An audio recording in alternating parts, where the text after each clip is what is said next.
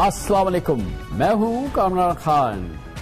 آج الحمدللہ پاکستان کے شہر شہر گلی گلی میں خوشیوں کی بہار ہے، اور ظاہر ہے کیونکہ پاکستان نے T20 ورلڈ کپ میں شاندار کم بیک کر کے فائنلز کے لیے کوالیفائی کر لیا ہے۔ آج پاکستان نے زبردست مقابلے کے بعد نیوزی لینڈ کو سیمی فائنلز میں 7 وکٹ سے شکست دی۔ ٹورنامنٹ کے تمام تر تنقید سہنے کے بعد آج ہمارے اوپنر بابر اعظم اور محمد رضوان نے 105 رنز کا شاندار سٹارٹ فراہم کیا۔ T20 میچز میں بابر اور رضوان آج 9ویں مرتبہ 100 رن سے زائد کا اوپننگ سٹینڈ دے رہے تھے۔ اسی کے ساتھ بابر اور رضوان بطور پارٹنرز T20 میں 2500 رن بنانے والی پہلی جوڑی بھی آج بن گئے۔ رضوان نے 57 رنز کی اننگ کھیلی اور مین آف دا میچ قرار پائے، جبکہ بابر نے بھی ٹورنامنٹ کی پہلی سنچری مکمل کی۔ آج کے میچ سے پہلے out of form Babar Azam پچھلے 5 میچز میں صرف 39 رن بنا سکے تھے، مگر آج انہوں نے ثابت کر دیا کہ form is temporary but class is permanent. آج شاہین شاہ آفریدی نے بھی بولنگ کی اور ایک مرتبہ پھر پہلی ہی اوور میں وکٹ حاصل کر کے کیویز کو بیک فٹ پر ڈال دیا۔ آج ٹیم کے طور پر پاکستان نے ٹورنامنٹ کی بہترین پرفارمنس دکھائی۔ نہ صرف یہ کہ یہ بہترین پرفارمنس ایک ماحول میں نہیں تھی یا ایک فیلڈ میں نہیں تھی، ایک کیٹیگری میں نہیں تھی، بیٹنگ، بولنگ، فیلڈنگ، ہر شعبے میں پاکستانیوں نے کیویز کو آؤٹ کلاس کیا۔ پاکستان اب ٹورنامنٹ میں لگاتار 4 میچز جیت چکا ہے اور لگ رہا ہے کہ پاکستانی ٹیم صحیح وقت پر پیک کر گئی ہے اور اتوار کو فائنل میں سخت مقابلہ دیکھنے کو ملے گا۔ آج میچ کے بعد میڈیا سے بات کرتے ہوئے بابر اعظم نے ٹیم کی کارکردگی کو سراہا اور بتایا کہ ساؤتھ افریقہ کو شکست دینے کے بعد مومنٹم کو برقرار رکھا۔ دوسری جانب پاکستانی کھلاڑیوں نے کرکٹ شائقین کا شکریہ ادا کیا، جنہوں نے پورے ٹورنامنٹ میں ان کی حوصلہ افزائی کی اور کامیابی کے لیے دعا گو رہے۔ آج میچ کے آغاز سے ہی آسٹریلیا کے سڈنی کرکٹ گراؤنڈ میں نیشنل اسٹیڈیم کراچی جیسا ماحول تھا۔ ہر طرف پاکستان کے جھنڈے تھے۔ 40,000 سے زائد تماشائیوں میں 80% پاکستانی شائقین تھے۔ کئی مرتبہ سڈنی کرکٹ گراؤنڈ دل پاکستان کے نغمے سے گونج رہا تھا۔ پاکستان کی شاندار فتح کے بعد سوشل میڈیا پر پاکستانی ٹیم کے حیران کن کم بیک اور فائنل میں جگہ بنانے پر سابق کرکٹرز، کامنٹیٹرز نے تعریفوں کے پل باندھ دیے۔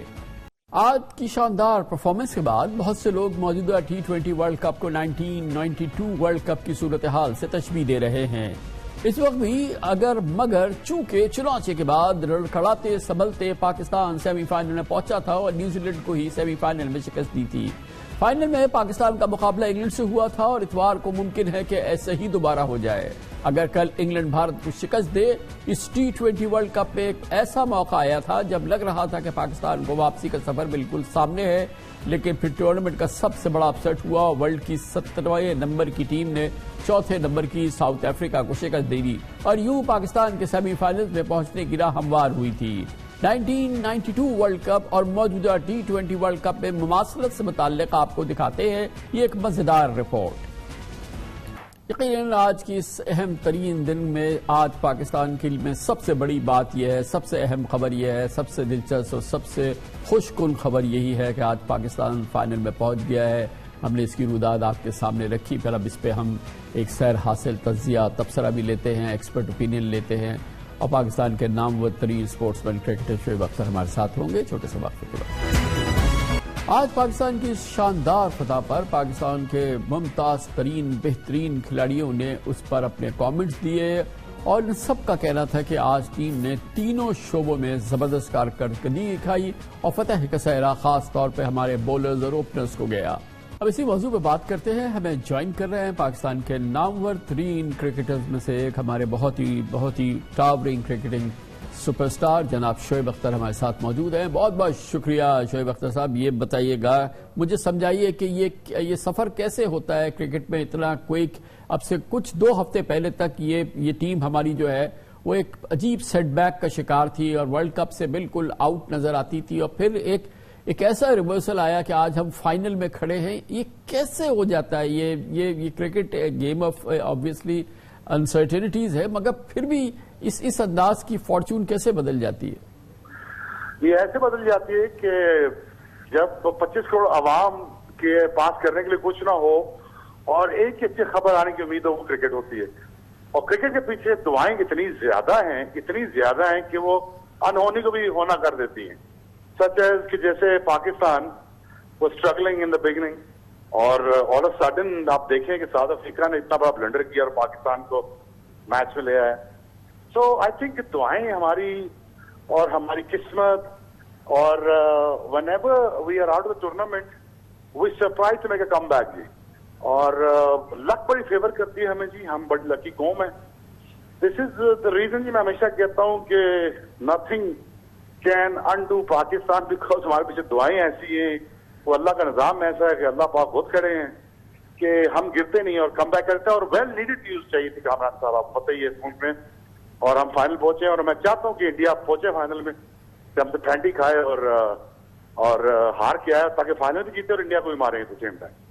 لیکن یہ بتائیے گا کہ اب آپ نے بالکل صحیح کہا, دعائیں, تقدیر, قسمت, نصیب, یہ سب چیز ہے, مگر کھیل ہے ہمارے پاس کہ ہم فائنل میں جیت سکیں. یعنی کہ چلیں یہ تو سب چلے گا ساتھ, لیکن بہرحال ہمیں کھیلنا بھی ہے نا. مطلب یہ سارے روحانیت سے اور اس سے تو کام چلے گا, مگر کھیل کے ہی پہنچے ہیں, اچھا کھیل کے ہی پہنچے ہیں, اچھا جیت کے ہی پہنچے ہیں. ہم نے زمبابوے سے بلنڈر کیا, ہارے, نہیں اچھا کھیلے ہم, پھر ہم نے اچھی کرکٹ کھیلی. دیکھیں کامران صاحب, اگر ہم T20 ورلڈ کپ جیت بھی جاتے ہیں اس کا یہ مطلب نہیں کہ ہم بہت اچھی ٹیم ہے. ٹھیک ہے, آپ کوچ تو ضرور گئے, آپ کے مڈل آرڈر کا مسئلہ ہے, ایک نیا لڑکا حارث ڈالا آپ نے, سارا بوجھ اس چہرے پہ ڈال دیا, لیکن ہمارے پاس بولنگ بہت تگڑی ہے, ہماری لک بہت اچھی ہے. پاکستان نے beginning to understand one thing کہ as a combined unit pick up کیا, مومنٹم گین کیا, اور اب ساری چیزیں جیلن ہونا شروع ہو گئی. بیٹنگ, بالنگ, آپ کی فیلڈنگ, آپ کے آل راؤنڈرز کام کرنا شروع ہو گئے. But must give credit to Matthew Hayden, Saqlain Mushtaq اور یوسف کو اور شان ٹیٹ کو بھی دینا چاہیے کہ ان کی مینجمنٹ نے فیصلے جو کیے تھے کہ شاہین کو لے کے جائیں, انفٹ فخر جو انفٹ تھا, نیا بچہ ڈال دیا ریزرو میں, it all worked out well for them. لیکن الٹیمیٹلی میں آپ کو بتاؤں پاکستانی کی دعاؤں نے یہ کارنامہ کر دکھایا ہے اور پاکستان یہاں پہنچنے کامیاب. کوئی شک نہیں. شاہ صاحب یہ بتائیے گا کہ فائنل میں آپ ایک تو یہ بتائیے کہ آپ کیا ایگزیکٹلی یہی ٹیم کھلائیں گے, یا اگر انگلینڈ فائنل میں آتا ہے تو اس میں کچھ تبدیلی کریں گے, انڈیا آتا ہے تو کچھ اس میں تبدیلی کی ضرورت ہے, یا مینوان چاہے انگلینڈ آئے یا انڈیا آئے فائنل میں ہمیں یہی ٹیم اتارنی چاہیے؟ نہیں, ٹیم تو اب سیم رہے گی, ٹیم چینج نہیں ہوگی. مجھے تو ایک ہے کہ جی ہم انڈیا سے ایک آدھا میچ دوبارہ کھیلیں, تاکہ وہ تو early days of the day تھے جب میلبورن میں ہم کھیلے تھے, ویدر بھی ٹرکی تھا, بال بہت زیادہ گھوم رہا تھا. اب ذرا میچ سیٹلمنٹ کے ساتھ ہوگا, پچیں اچھی ہوگی, میلبورن میں وکٹ اچھی بنائی جائے گی, تقسیم موومنٹ نہیں ہوگا, لیکن ایک ری میچ ہونا چاہیے انڈیا کے ساتھ, کیونکہ تسلی بڑی ضروری ہے جی. ورلڈ کپ جیتنا تو بہت ضروری ہے, تسلی سے ورلڈ کپ جیتنا بڑا ضروری ہے میرے لیے. تو ایک آدھا میچ انڈیا کے ساتھ دوبارہ ہونا چاہیے, اور میں تو پوری دعا کروں کہ انڈیا پہنچے. انڈیا پہ اتنا پریشر ہوگا جب پاکستان اس کو ہرانے میں کامیاب ہو جائے گا, بیکاز انڈیا کا 90% پیسہ جو ہے انڈیا کا انجیکٹ ہوا ہوا ہے اس وقت آسٹریلیا میں. So they have everything to lose and we have nothing to lose, just to win. تو شعیب بھائی یہ بتائیں کہ ایپل ٹو ایپل ہم اب دعاؤں کو اور تقدیر کو, نصیب کو ایک جانب رکھیں, ایپل ٹو ایپل ہماری ٹیم انڈیا کو ہرا سکتی ہے؟ بائی فار جی بالکل ہرا سکتی ہے. ہماری بیٹنگ بالکل, جو ہمارے اوپنرز نہیں چل رہے تھے وہ چل گئے, وہ نیوزی لینڈ کی بیوقوفی کی وجہ سے چل گئے, اس لیے کہ اگر وہ نیوزی لینڈ چیز کر رہا ہوتا, آج اگر 170 یا 80 چیز کرنا ہوتا پاکستان کے خلاف تو چیز کر سکتے تھے. وکٹ خراب تھا, دن کے ٹائم بال بلے پہ آ نہیں رہا تھا, لیکن ابھی مین ٹو مین اگر دیکھا جائے تو Pakistan team is far better team than India right now. اگر مین ٹو مین مارکنگ کی جائے تو man to man marking Pakistan ٹھیک ہے, بہت اچھا ہے. اور پریشر یہاں پہ اب 19 فیصد کا چکر نہیں رہا, یہاں رہے چکر رہ گیا سارا پریشر کا. اب پریشر میں دیکھنا پڑے گا کہ انڈیا کرمبل کرتا کہ نہیں. میں آپ کو اپنے تجربے سے بتا سکتا ہوں کہ انڈیا پھنسا ہوا, اور اگر انڈیا کل مجھے نکلتا ہوا نظر تو نہیں آ رہا, لیکن اگر وہ نکلتا ہے تو پھر اس پہ ڈبل پریشر ہے پاکستان کا فیس آف کرنے کے لیے. آپ پاکستان کا پریشر نہیں گن رہے ہیں, آپ کہہ رہے ہیں کہ انڈیا پہ جتنا پریشر ہے وہ پاکستانیوں پہ نہیں ہے. نہیں ہے جی, ہم تو آؤٹ اینڈ اباؤٹ ہیں جی, ہم تو سو کے اٹھے ہیں تو نیدرلینڈ نے مارا ہوتا 7 وکٹ کو, تو ہمیں تو جو خبر سنائی گی کہ آپ آ کے بنگلہ دیش سے مارے اور کھیل جائیں, آپ نے سیمی فائنل کھیل جائیں, ہمیں تو صبح یہ پتا چلا. تو ہماری تو قسمت اچھی ہے جی. اور دوسری بات یہ ہے کہ ہم کرکٹ بھی بہت اچھی کھیل رہے ہیں. لاسٹ 4 میچز سے بہت سی کرکٹ کھیل رہے ہیں. ہماری بالنگ یونٹ بڑا تگڑا ہے. ہمارے batting order obviously not up to the mark ہے, لیکن دے آر پرفارمنگ. اور مجھے یہ لگتا ہے کہ جب انڈیا جب آئے گا کھیلنے کے لیے آپ کے گیم, وہ مصیبت پڑا ہوگا. آپ کو انڈرسٹینڈ کرنا چاہیے اس وقت $بلین کی انجیکشن ہوئی ہوئی ہے ورلڈ کپ میں تھرو انڈیا. آپ کو پتا, آپ خود براڈ کاسٹر ہیں, براڈ کاسٹر سے کتنا آپ کو پتا ہے کہ کتنا پریشر ہوتا ہے. یہ سارا کچھ کل ہی ختم ہو جائے گا. کل انڈیا آ رہا تو سب پیسہ پل آؤٹ ہو جائے گا اسپانسرشپ کا. صحیح کہہ رہے ہیں. بہت بہت شکریہ. تھینک یو سو مچ. شعیب اختر صاحب ہمارے ساتھ موجود تھے. کمرشل بریک اس دوران نیوز ہیڈ لائنز دیکھے, اس کے بعد ہم اپنے پروگرام کے باقی کے ساتھ واپس آئے. پاکستان ایک اپنے حالیہ تاریخ کے بدترین سیاسی اور معاشی بحران سے گزر رہا ہے. انتہائی نازک موقع ہے اور بہت ہی حساس صورتحال ہے. اس صورتحال میں موجودہ ایسا لگتا ہے کہ آئندہ چند دن اہم ترین فیصلوں کے دن ہیں, اور بظاہر یہی لگتا ہے کہ فیصلہ اب ہونے جا رہا ہے. نئے انتخابات کب ہوں گے, کس مہینے میں ہوں گے, شہباز حکومت کی بقیہ میعاد کتنی ہوگی, کیا کوئی نگراں سیٹ اپ آئے گا تو اس میں کون ہوگا, اور خاص طور پہ آرمی چیف کے عہدے پر تسلسل یا نئی تقرری کے کلیدی اور اس دور کے اہم ترین فیصلے شاید آئندہ چند دنوں میں یا 1-2 ہفتوں میں ہو جائیں. ان فیصلوں کی باز گشت ایسے موقع پر سنی جا رہی ہے جب کل سے سابق وزیر اعظم عمران خان اپنے لانگ مارچ کا دوبارہ آغاز کر رہے ہیں. غیر مصدقہ خبریں ہیں کہ کل army chief general Qamar Javed Bajwa کی زیر صدارت کور کمانڈرز کانفرنس ہوئی, لیکن مبینہ طور پہ اس کا کوئی اعلامیہ جاری نہیں ہوا ہے, اس لیے ہم اس بارے میں یقین سے کوئی سرکاری بات یا تصدیق ہمارے پاس حاصل نہیں ہے. جبکہ وزیر اعظم شہباز شریف آج مصر کا سرکاری دورہ مکمل کر کے ایک بار پھر نجی دورے پر لندن پہنچ گئے ہیں. اس وقت ایون فیلڈ اپارٹمنٹس میں نواز شریف, شہباز شریف, مریم نواز اطلاعات کے مطابق سر جوڑ کے بیٹھے ہیں.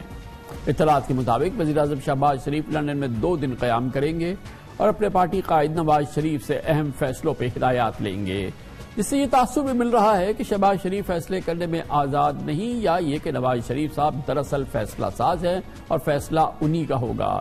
نواز شریف لندن میں بیٹھ کے مخلوط حکومت کے تمام معاملات کنٹرول کر رہے ہیں, اس میں کوئی 2 رائے نہیں ہے. دلچسپ بات یہ ہے کہ وزیر اعظم بننے کے بعد پچھلے 7 ماہ میں وزیر اعظم شہباز شریف کا لندن میں یہ 4تھی بار قیام ہے. وہ ویڈیو لنک یا آن لائن کانفرنس کو بھی خاطر میں نہیں لاتے, بلکہ بذات خود لندن جاتے ہیں. آج سے پہلے وہ نواز شریف کے بلانے پر اس سال مئی میں وفاقی کابینہ کے متعدد اراکین کو لے کر لندن گئے تھے. سپٹمبر میں ازبکستان میں شنگھائی تعاون تنظیم کانفرنس کے بعد پھر آجہانی ملکہ الزبتھ کی آخری رسومات اور امریکہ میں اقوام متحدہ کی جنرل اسمبلی کے اجلاس کے دوران بھی وزیر اعظم شہباز شریف نے 2 بار لندن میں قیام کیا تھا. اہم سوال تو یہ بھی ہے کہ اگر نواز شریف کو لندن میں بیٹھ کے پاکستان میں نون لیگ کے سیاسی فیصلے کرنے ہیں تو وہ پاکستان کیوں نہیں آ جاتے؟ 7 ماہ سے بہرحال نون لیگ کی پاکستان میں حکومت ہے. آج لندن میں صحافیوں نے وزیر اعظم شہباز شریف سے سیاسی فیصلوں کے بارے میں سوال کیا تو انہوں نے جواب دیا کہ یہ فیملی میٹنگ تھی جس میں اہل خانہ اکٹھے ہوئے تھے. اس میں تو کوئی 2 رائے نہیں ہے کہ یہ تمام میٹنگ جو تھی وہ صرف اہل خانہ کے درمیان تھی. پرائم منسٹر صاحب آج کیا ڈسکس ہوا ہے آرمی چیف کے حوالے سے؟ آج ہماری ایک فیملی میٹنگ تھی. ہم اپنا بڑے بھائی, بھتیجے, میرا بیٹا اور میری بھتیجیاں اور فیملی والے بیٹھے تھے. ہم نے دوپہر کی کھانا اکٹھے کھایا اور گپ شپ ماری, اور آپ سب کو میچ جیتنے کی بہت مبارک. وزیر اعظم شہباز شریف چاہے کچھ بھی کہے, حقیقت یہ ہے کہ اس وقت ملک میں عام انتخابات اور اس کے نتیجے میں سیاست و حکومت کے حوالے سے کئی آپشن پر قیاس آرائیاں چل رہی ہیں. کہا جا رہا ہے کہ اگر 6 ماہ سے 1 سال کی درمیانی مدت میں انتخابات کرا دیے جائے تو کسی کی ہار جیت کا مسئلہ نہیں ہوگا. ویسے بھی موجودہ سیٹ اپ میں نواز شریف اور مریم بی بی کو کچھ خاص مل نہیں رہا, لہٰذا وہ اپنے کیسز میں ریلیف اور لیول پلینگ فیلڈ ملنے کے بعد جلد انتخابات کی حمایت کر سکتے ہیں. ان تمام ایشوز سے ہٹ کر ایک اہم معاملہ نئے آرمی چیف کی تقرری سے متعلق ہے, جس کے بارے میں وزیر دفاع خواجہ محمد آصف کا کہنا ہے کہ آئندہ 10 دن میں یہ فیصلہ کر لیا جائے گا. کل ایک انٹرویو میں انہوں نے اہم تقرری کے حوالے سے عمران خان کی سوچ پر بھی اپنی رائے دی. اس حوالے سے اہم پیش رفت یہ ہے کہ کل عمران خان نے ایک بار پھر کہا کہ آرمی چیف کی تقرری ان کا ایشو نہیں ہے. شہباز شریف کی قیادت پہ اتحادی حکومت اگر یہ اہم تعیناتی کرتی ہے تو اس پر بھی انہیں کوئی اعتراض نہیں. لاہور میں جب صحافیوں نے عمران خان سے سوال کیا کہ نئے آرمی چیف کی تعیناتی پر ان کی پی ٹی آئی سے مشاورت کی جائے گی, اس پر عمران خان نے جواب دیا کہ نہیں, وہ جسے چاہے مقرر کر دیں۔ جب عمران خان سے پوچھا گیا کہ موجودہ آرمی چیف جنرل باجوہ کی توسیع دی جا رہی ہے تو جواب میں عمران خان نے کہا کہ یہ $1 بلین کا سوال ہے۔ کل TRT کو انٹرویو میں بھی عمران خان نے ایسی ہی تاثرات کا اظہار کیا تھا۔ سیاسی پس منظر میں اہم بات یہ ہے کہ اب عوام بھی تصفیہ طلب اور الجھے معاملات رفع ہونے کے خواہش مند ہیں۔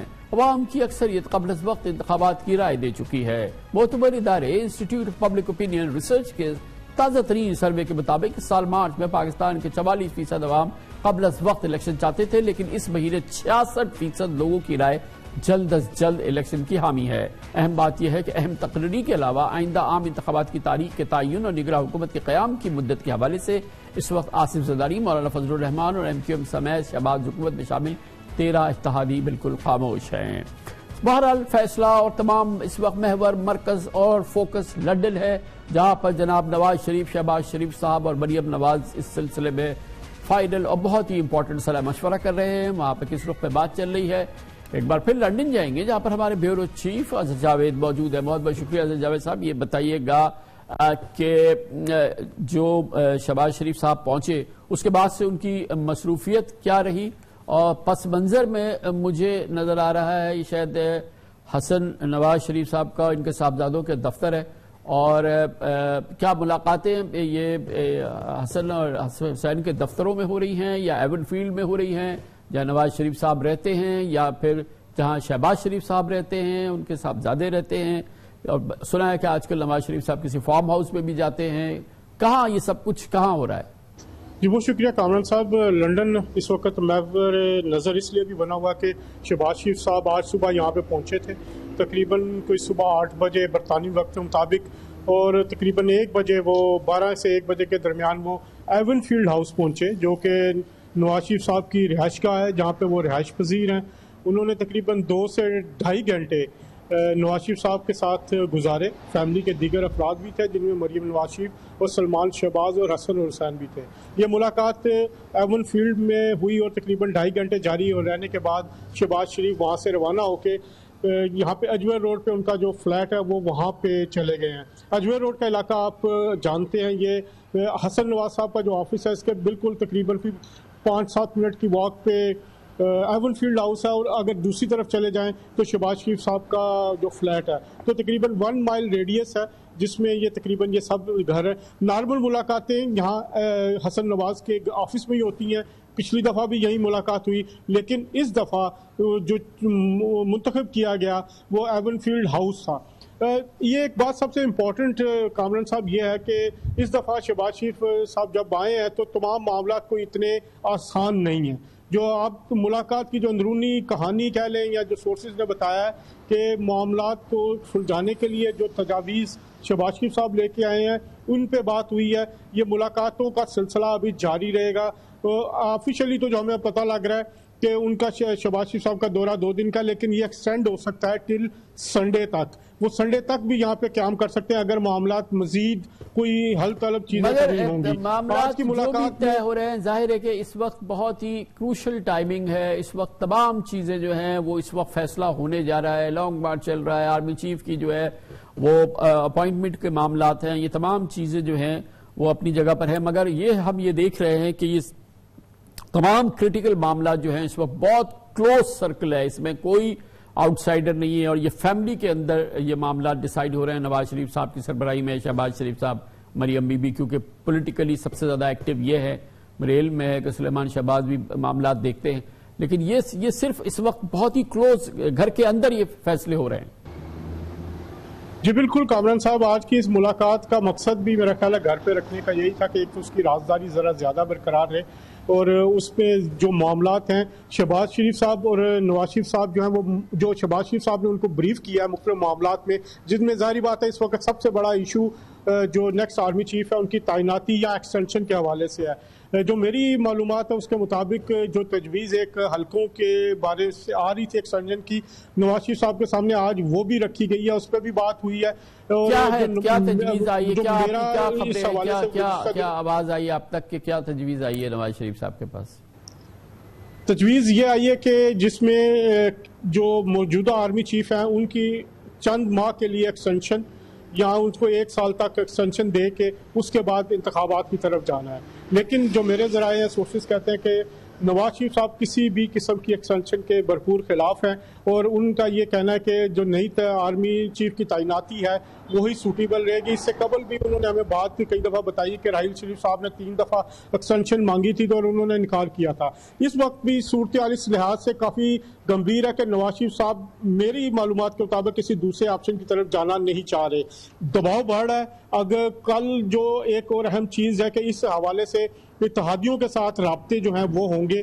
نواز شریف صاحب کی آصف علی زرداری صاحب سے, مولانا فضل الرحمان صاحب سے, ان سے بات ہوگی. جو شہباز شریف صاحب بیک ڈور معاملات چل رہے ہیں, اور ایک بیک ڈور چینل اوپن ہے شہباز شریف صاحب کے تھرو بھی ہے, اور کچھ اور بھی لوگ ہیں جن کے تھرو بیک ڈور چینل پہ مختلف چیزوں پہ چل رہی ہیں. تو اگلے جو 48 گھنٹے آپ کہہ سکتے ہیں, اگلے 2 دن شہباز شریف صاحب اسی لیے خاص طور پر تشریف لائے ہیں کہ وہ ان تمام معاملات کے بارے میں حتمی فیصلہ نواز شریف صاحب سے لے کے جائیں. بہت بہت شکریہ عزیز جاوید ہمارے ساتھ لندن سے موجود تھے. اس موضوع پہ مزید ہم خبر لیتے ہیں کیا کچھ ہو رہا ہے فیڈرل کیپٹل میں, اسلام آباد میں کیا اس سلسلے میں پیش رفت ہو رہی ہے. ظاہر ہے کہ تمام معاملات طے ہونے ہیں لندن میں, اور لندن کے مے فیئر کا علاقہ ہے, یہ اس کے اطراف کا علاقہ ہے جہاں پر یہ مختلف رہائش گاہیں ہیں. شہباز شریف صاحب کی, نواز شریف صاحب کی, ان کے بیٹوں کے آفیسز ہیں, یہ سب لوگ لندن میں ہی رہتے ہیں, اور لندن میں ہی ہماری قسمت کا فیصلہ ہو رہا ہے. لیکن اسلام آباد میں کیا اس سلسلے میں بات چل رہی ہے یہ ہمیں بتائیں گے. ہمارے ساتھ موجود ہے ممتاز سینئر صحافی, اخبار ڈان کے ممتاز نیوز اور کرنٹ افیئر اینالسٹ ہیں سیکیورٹی افیئرز کے, جناب باقر سجاد ہمارے ساتھ موجود ہیں. باقر سجاد صاحب, یہ بتائیے گا سب سے اہم سوال, سب سے پہلی بات یہ ہے کہ کیا اس سلسلے میں کیا جو پروسیس ہے, جو کہ ایک آفیشیل پروسیس ہے جس کے ذریعے آرمی چیف کی اپائنٹمنٹ ہوتی ہے, یہ سلیکشن ہوتی ہے, جس میں کہ پینل آتا ہے جی ایچ کیو سے, پھر وہ جاتا ہے سیکرٹری ڈیفنس کے پاس, پھر سیکرٹری ڈیفنس اس کی سمری بناتے ہیں, پھر وہ جاتا ہے پرائم منسٹر کے پاس. کیا بیسیکلی یہ پروسیس کے آغاز ہونے کی خبر ہے کچھ کہ یہ معاملات ابھی شروع ہوئے ہیں یا ابھی فی الحال نہیں؟ کامران صاحب, ابھی تک جس طرح سے وہ جو ایک آفیشیل پروسیس کہہ رہے ہیں وہ تو مجھے اس طرح کی کوئی اطلاع نہیں ہے کہ وہ پروسیس سٹارٹ ہو گیا ہے. لیکن اب ایک چیز واضح ہے, جس طرح آپ نے بھی ابتدائیہ میں کہا تھا کہ فیصلے کی گھڑی آن پہنچی ہے, لہٰذا اب تمام جو ہے اس وقت جو ہے نظریں لندن پہ ہیں, پنڈی میں ہیں اور لاہور میں ہیں, اور تینوں جگہ پر جو اس وقت جو مین پلیئرز ہیں وہ اپنے اپنے تئیں اپنی اسٹریٹجیز فائنلائز کر رہے ہیں. اب یہ پروسیس کسی وقت بھی سٹارٹ ہو جائے گا. جہاں تک ایکسٹینشن کا ایشو ہے, میرا خیال میں اب وہ سیٹلڈ ہے کہ ایکسٹینشن نہیں لی جائے گی, کیونکہ آج بھی آرمی چیف صاحب ایک فیئرویل کال پہ پشاور تشریف لے گئے تھے 2 گھنٹوں کے لیے, اور پھر واپس آ گئے. تو اب جو لاسٹ جو کل جس کی بات ہوتی ہے کور کمانڈرز کانفرنس کی, جس کا اعلامیہ جاری نہیں ہوا, اس کے بعد اب یہ پروسیس سٹارٹ ہو جائے گا. اب یہ نواز شریف صاحب کیا اپنی رائے دیتے ہیں, اسی کے لیے جو وزیر اعظم ہے میری اطلاع کے مطابق یہ کوئی ان کا پری پلانڈ وزٹ نہیں تھا انگلینڈ کا, یہ بالکل آخری وقت پہ انہوں نے یہ فیصلہ کیا انگلینڈ جانے کا, اور پھر انہوں نے قطر سے فلائٹ لی, پرائیویٹ فلائٹ لی لندن جانے کے لیے, اور بالکل اپنے جو قریبی سٹاف ہے اس کو لے کے صرف گئے ہیں. کیونکہ جیسے آپ اپنے کورسپونڈنٹ سے بھی بات کر رہے تھے, تو یہ فیصلے ایک انفارچونیٹ ہے کہ بجائے یہ حکومت بیٹھ کے اپنے وزراء کے ساتھ یا جو ان کی پولیٹیکل ٹیم ہے اس کے ساتھ کرے, یہ گھر کے اندر بیٹھ کے فیصلے کیے جاتے ہیں.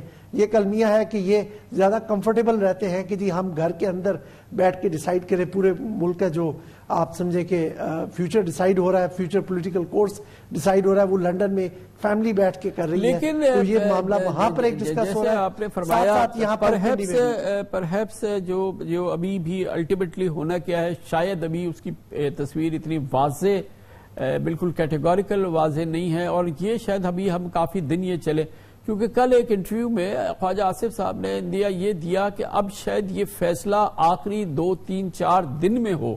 بظاہر شاید کچھ اس قسم کی بھی صورتحال ہے کہ یہ جو ٹینشن ہے یا جو سسپینس ہے یہ ابھی اس ہفتے اگلے چند دنوں میں شاید نہیں ختم ہونے والا. لیکن نہیں, وہ اپنی میں یہ کہہ رہا ہوں کہ فیصلہ جو بھی ہونا ہے, جو پی ایم ایل این کی ٹاپ لیڈرشپ نے فیصلہ کرنا ہے, جو شریف نے فیصلہ کرنا ہے یا جو انہوں نے اپنی ایک اسٹریٹجی بنانی ہے اس کے اوپر تو بات چیت وہ لندن میں انہوں نے شروع کی ہے. اور میں یہی کہہ رہا ہوں کہ ان کو یہاں پر اپنی پولیٹیکل ٹیم کے ساتھ کرنا چاہیے تھا, وہ یہاں پر ہونے چاہیے تھے فیصلے. بہرحال پنڈی میں بھی میٹنگ ہوئی ہے ابھی کل, کور کمانڈرز کانفرنس, وہ بھی اپنے ایک انسٹیٹیوشنل پروسیجر کو بھی انیشیٹ کرنے جا رہے ہیں. تو خواجہ آصف صاحب نے ٹھیک کہا ہے کہ اگلے چند دنوں میں شاید یہ بات اب آگے بڑھے. اب کچھ ٹائم تو رہا نہیں ہے, لیکن دیکھیے ابھی ہم نے بات کر لی ایڈمنسٹریٹو بات کر لی ہے, جس میں کہ ہم صرف بہت ہی شارپ فوکس ہمارا ہے کہ آرمی چیف کی اپوائنٹمنٹ, لیکن اسی دوران پاکستان ایک میسو کوائگمائر میں ہے, پولیٹیکل اکنامک ایک بہت بڑا ڈیڈ لاک ہے, لاک جیم ہے کمپلیٹ, اور پیرالسس کی صورتحال ہے اس وقت. ہم اس پوری صورتحال کو اس سے علیحدہ کر کے نہیں دے سکتے, اور مسئلہ صرف یہ نہیں ہے کہ کوئی آرمی چیف اپوائنٹ ہو جائے اور اس کے بعد یہ حکومت اگلے 10 مہینے بڑے سکون سے کام کرتی رہے. اور آپ نے دیکھا کہ اسلام آباد راولپنڈی پہ پریشر آ رہا ہے, راستے بند ہو رہے ہیں. کل ہمارے انٹیریئر منسٹر نے کہا کہ 2 صوبے فیڈریشن پر حملہ آور ہیں. بہت ہی گریو سچویشن ہے دوسری طرف بھی, جو کہ اس سے ڈی لنک نہیں کی جا سکتی. جی بالکل کامران صاحب, صورتحال تو اسی طرح سے ہے کہ ایک اوور آل ایک بڑی کمپلیکیٹڈ سی سچویشن ہے, جس میں سے جو مدر آف آل ڈیسیژنز جو اس وقت ہیں وہ آرمی چیف کی اپوائنٹمنٹ ہے. باقی چیزیں بھی اتنی ہی اہم ہیں جن کو سلجھانا اس وقت ضروری ہے. اس لیے وہ جو میں نے آپ کو ذکر کیا تھا کہ لنڈن, راولپنڈی اور لاہور میں فیصلے ہو رہے ہیں. آج لاہور میں بھی عمران خان صاحب نے اپنی جو بالکل ٹاپ لیڈرشپ ہے اس کے ساتھ ان امور پہ کنسلٹیشنز کی ہیں. بات چیت مختلف لیولز پہ اس وقت ہو رہی ہے, میسیجنگ چل رہی ہے. پریزیڈنٹ صاحب بھی کافی ایکٹیولی انوالو ہیں کسی طرح سے کہ یہ جو ہے اس وقت سٹیل میٹ اس وقت بن چکا ہے وہ ریزالو ہو جائے. جو میری اطلاع ہے کہ وہ اس وقت جو میاں نواز شریف صاحب ہیں انہوں نے بہت ہی ہارڈ لائن ایک پوزیشن رکھی ہوئی ہے, وہ کسی طرح سے کنسیڈ کرنے کو تیار نہیں ہے. ایک پروپوزل چل رہی ہے کہ مارچ اپریل میں انتخابات کرا دیے جائیں اور کسی وقت دسمبر کے بعد کیئر ٹیکر سیٹ اپ آ جائے, لیکن اس پر میاں نواز شریف صاحب کافی ریزسٹ کر رہے ہیں, اور وہ یہ نہیں چاہتے کہ عمران خان صاحب, لیکن باقر صاحب نواز شریف صاحب اس معاملے میں اس پوزیشن میں ہیں نہیں کہ وہ میک اور بریک اور ڈیسائسو اور آخری فیصلہ ان کا ہے. وہ ایک 13 جماعتی کوئلیشن کے ایک لیڈر ہیں, اور اس میں 12 آصف زرداری صاحب کی سے اور دوسرے کوئلیشن پارٹنرز کی سے بڑی امپورٹنٹ ہے, اور خاص طور پہ پیپلز پارٹی کی سے اس سلسلے میں بہت امپورٹنٹ ہے. تو نواز شریف صاحب اس وقت اس پوزیشن میں نہیں ہے کہ وہ ڈکٹیٹ کر سکے کہ کیا آؤٹ کم ہونا چاہیے, کیونکہ جو اس کا پولیٹیکل ریزولوشن ہے وہ بھی اسی کا حصہ ہونا ہے کہ آگے کے سیٹ اپ میں کیا ہو, ورنہ اسی مصیبت کو, اسی عذاب کو نئے آرمی چیف کے سپرد کر دیا جائے تو پھر حالات اور خراب ہوں گے. جی کامران صاحب, بات تو اسی طرح ہے کہ کولیشن ہے اور یہ سارے فیصلے کولیشن نے کرنے ہیں, لیکن پی ایم ایل این نے بھی تو اپنی ایک اسٹریٹجی, اپنے آپشن فائنلائز کرنے ہیں, جس میں بہرحال میاں صاحب کی ایک حاوی آواز ہے, جس کی وجہ سے آپ دیکھیں, آپ نے خود بات کی تھی کہ 4 دفعہ یہ وزیر اعظم جب میجر ایشوز پہ ڈیسیژن فائنل کرنے کے لیے لندن تشریف لے گئے, تو وہاں پر جو بات چیت چل رہی ہے میرے خیال میں جو باقی الائز ہیں وہ جلد دے ول کم اراؤنڈ اور وہ فیصلہ ہو جائے گا. تھینک یو سو مچ, بہت بہت شکریہ. باقر سجاد صاحب ہمارے ساتھ موجود تھے. کمر سے بریک, اس کے بعد ذکر ہوگا کہ سیاسی اور معاشی اس کوائگمائر سے, اس انتہائی گنجلک صورتحال سے کیسے نکلنا ہے, اور اس کے لیے اب اگلا قدم عمران خان کا کیا ہے. لانگ مارچ کا باقاعدہ آغاز ہو رہا ہے اور اس کے بعد پورا دباؤ اسلام آباد کی جانب بڑھے گا. ہر طرف سے پاکستان تحریک انصاف کے کارکن اور اس کی لیڈرشپ اگلے چند دنوں میں اسلام آباد کے باہر پہنچے گی, راولپنڈی پہنچے گی, اور یقینی طور پہ اس وقت ہدف یہی ہے کہ اسلام آباد کا رابطہ منقطع ہو جائے گا, باقی پاکستان کے ساتھ دارالحکومت کٹ جائے گا, پھر عمران خان اس سین میں سامنے آئیں گے. اس سلسلے میں لاہور میں کیا ہو رہا ہے یہ ہم پوچھیں گے پی ٹی آئی سے ایک چھوٹے سے وقفے کے بعد. پی ٹی آئی کی جانب سے کل وزیر آباد سے دوبارہ شروع ہونے والے لانگ مارچ کی گہما گہمی اور تیاریاں. آج اقبال ڈے کی ملک میں عام تعطیل, اور T20 ورلڈ کپ کے سیمی فائنل میں پاکستان کی شاندار کامیابی کے بعد کچھ مدھم نظر آئی. تاہم کل سے عمران خان کا یہ لانگ مارچ کا فیصلہ کن اور فائنل راؤنڈ شروع ہو رہا ہے۔ وزیر آباد سے راولپنڈی تک جلسے جلوسوں میں عمران خان اپنے حامیوں اور لانگ مارچ کے شرکاء کا لہو گرم کرنے والی خطاب جاری کریں گے۔ آج عمران خان کی زیر صدارت ان کے رہائش گاہ زمان پارک میں پی ٹی آئی کی مرکزی لیڈرشپ کا بھی اجلاس ہوا، جس میں لانگ مارچ کی تیاریوں اور سیکیورٹی انتظامات کا جائزہ لیا جا رہا ہے۔ خاص طور پہ اس وقت بہت فوکس ہے کہ عمران خان کا سیکیورٹی کا نظام جو ہے وہ فول پروف رہے۔ لانگ مارچ کے قافلے آہستہ آہستہ کے پی اور پنجاب سے اسلام آباد روانہ ہوں گے۔ لگتا ہے کہ عمران خان کی راولپنڈی آنے کی تاخیر اہم حکمت عملی کا حصہ ہے۔ آہستہ آہستہ کے پی اور پنجاب سے اسلام آباد کے راستے بند ہوں گے اور پی ڈی ایم حکومت عملاً اسلام آباد تک محدود ہو جائے گی، جبکہ عمران خان خود پہنچ کر شہباز حکومت پر آخری اپنا وار کریں گے۔ اور پی ٹی آئی کے سینئر نائب صدر فواد چودھری نے آج کہا کہ راولپنڈی پہنچنے کی تاریخ میں اب مزید توسیع نہیں ہوگی۔ عمران خان تیسرے ہفتے میں لاکھوں لوگوں کے ساتھ راولپنڈی پہنچیں گے اور پھر فائنل ایکٹ ہوگا۔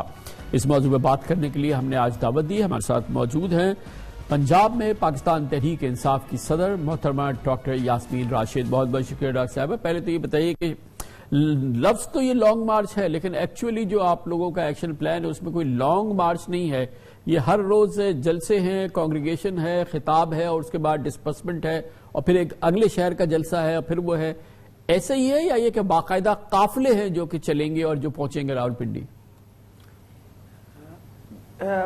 کامران صاحب بہت حد تک تو آپ صحیح فرما رہے ہیں، لیکن قافلے اصل میں چل رہے تھے اور آپ یقین جانیے بہت سارے لوگوں کا پڑاؤ جو ہے وہ آلریڈی گجرات، اور وہ جو لوگ ہمارے ساتھ چل رہے تھے ان بیچاروں نے وہاں رک گئے جب یہ آپ کو پتہ سانحہ ہوا ہے، اور یہ پھر ساتھ چل رہیں گے اور نیچرلی ہر شہر کے اندر ضرور جلسہ ہوگا، اکٹھ ہوگا اور خان صاحب کا پیغام جو ہے ان لوگوں تک پہنچایا جائے گا۔ لیکن یہ ایک مسلسل قافلہ چلے گا اور امید ہے کہ جیسے کہ پہلے بتایا فواد چودھری صاحب نے کہ تیسرا ہفتہ جو ہے انشاءاللہ اس کا نومبر کا، اس میں ہم انشاءاللہ راولپنڈی پہنچیں گے۔ تو راولپنڈی آپ نے پہنچنا ہے یا اسلام آباد کو راستے بند کر دینے ہیں پنجاب اور کے پی سے اور آئسولیٹ کرنا ہے گورنمنٹ کو فزیکلی؟ کیا پلان ہے؟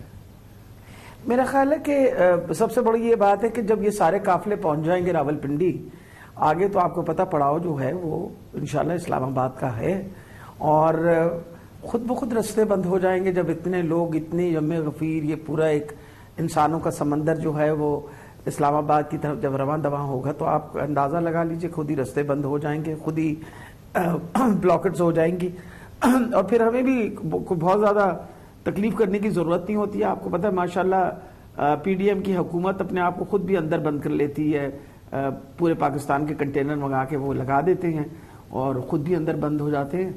مگر یہ ہم نے کل پرسوں یہ دیکھا کہ مختلف جگہوں پہ سٹ انز ہوتے رہے راولپنڈی میں اور ان ہائی ویز پہ اور ان دوسری جگہوں پہ، اور جس کی وجہ سے یہ کمیونیکیشن کافی بریک رہی۔ یہ سٹ انز جو ہوتے ہیں جو ہائی ویز پہ یا مختلف جگہوں پہ یہ جاری رہیں گے؟ کامران صاحب دیکھیں، مسلسل احتجاج تو پورے ملک میں مسلسل ہو رہا ہے، کوئی ایسا دن نہیں ہوتا جس دن کوئی بڑا احتجاج کسی شہر میں نہ ہو رہا ہو۔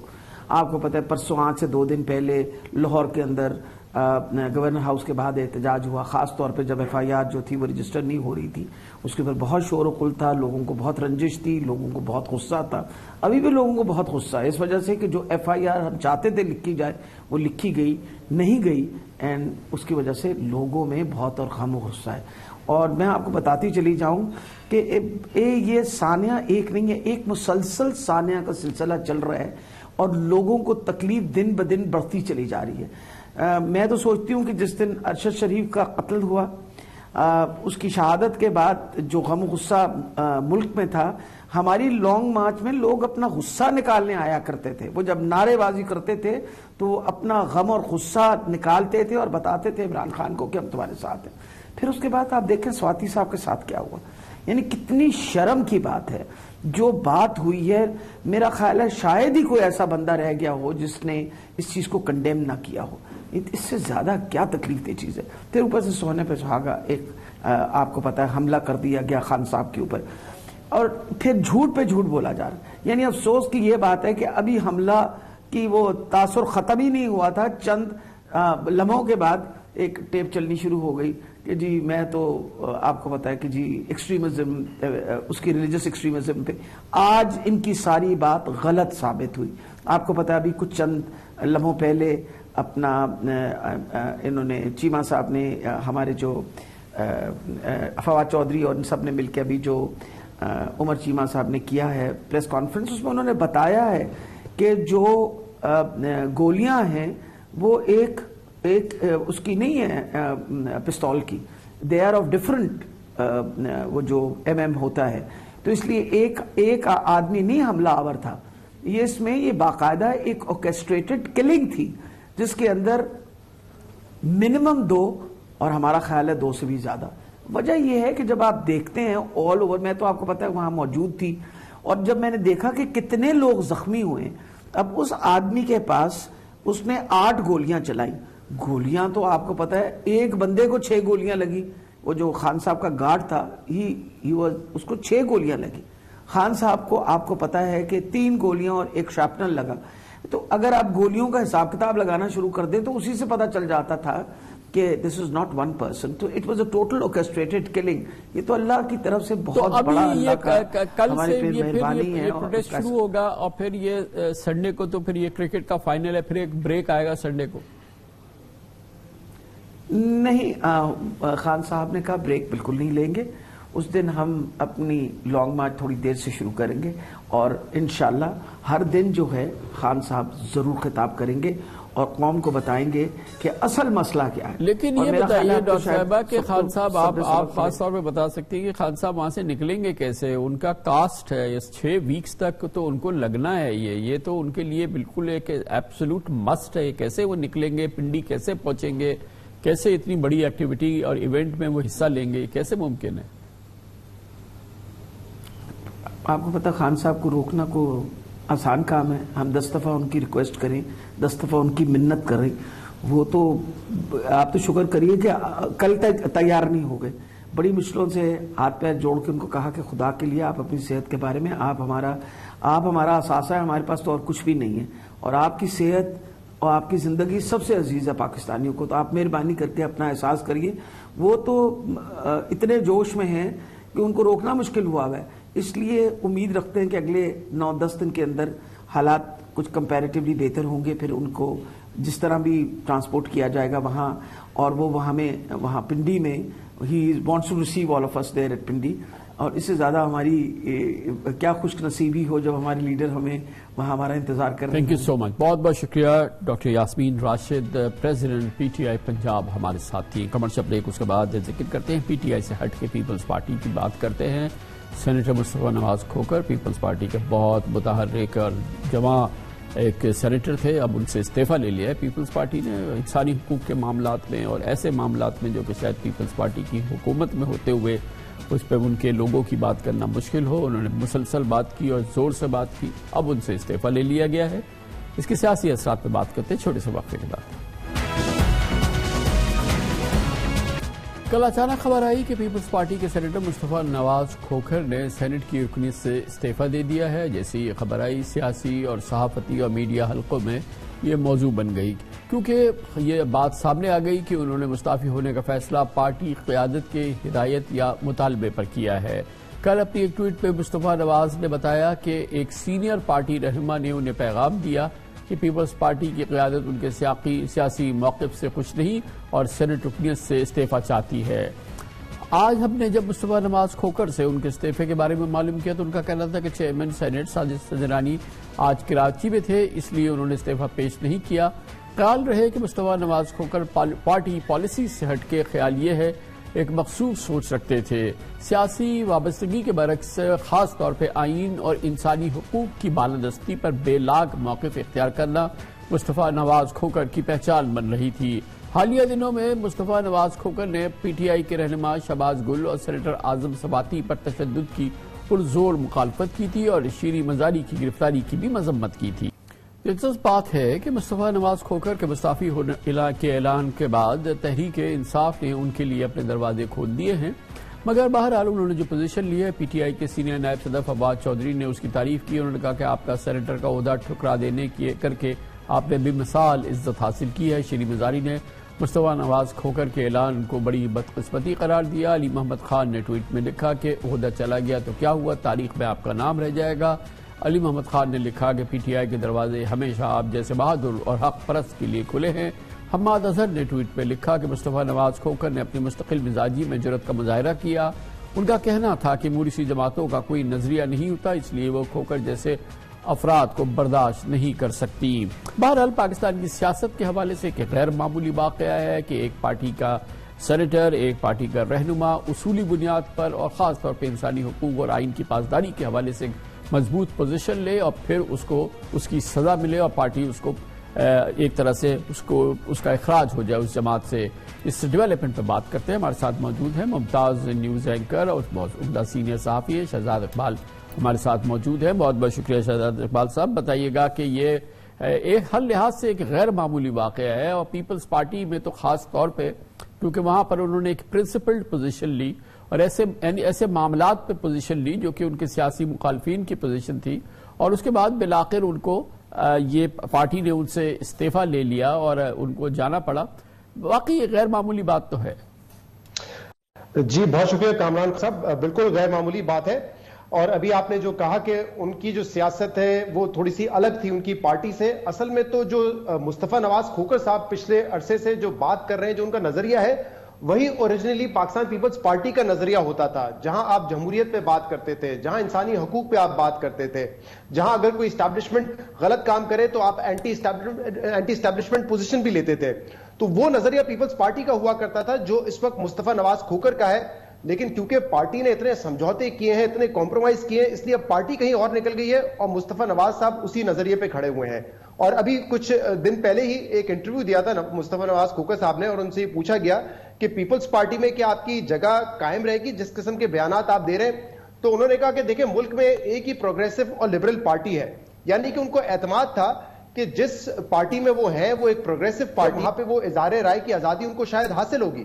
لیکن میرے خیال سے ان کے اعتماد کو بھی بڑی ٹھیس پہنچی ہے کیونکہ جو پوزیشن وہ لے رہے تھے، جو تنقید بھی کرتے تھے اپنی حکومت پر، وہ ان کی پارٹی سے برداشت نہیں ہوئی ہے.